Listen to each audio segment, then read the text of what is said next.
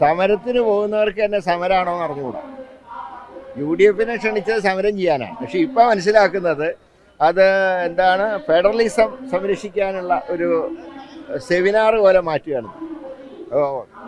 അതിൻ്റെ കാരണം മറ്റൊന്നുമല്ല, കേന്ദ്രത്തിനെതിരെ സമരം ചെയ്യാൻ ധൈര്യമില്ല. സമരം ചെയ്താൽ ഇ ഡി വരുമെന്നുള്ള പേടി മുഖ്യമന്ത്രിക്കുണ്ട്. അതുകൊണ്ട് സമരം ചെയ്യുന്നില്ല.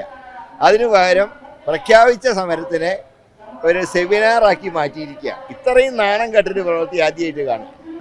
ഇവിടെ സംശയം എന്താ, ഇന്നലത്തെ അവരുടെ സമ്മേളനത്തിൽ പറഞ്ഞ എന്താ, കേരളത്തിൽ പലയിടത്തും ത്രികോണ മത്സരം നടക്കുന്നു. ഇല്ലാത്ത കരുത്ത് ബി ജെ പിക്ക് ഉണ്ടാക്കി കൊടുക്കുക.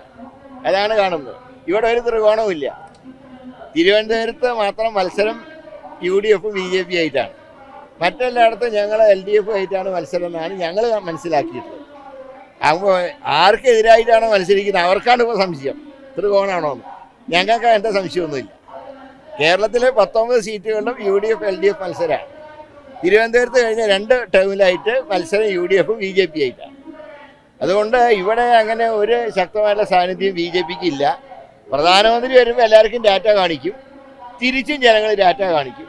ഡാറ്റ മോഡിക്കും, വോട്ട് യു ഡി എഫിനും ആയിരിക്കും.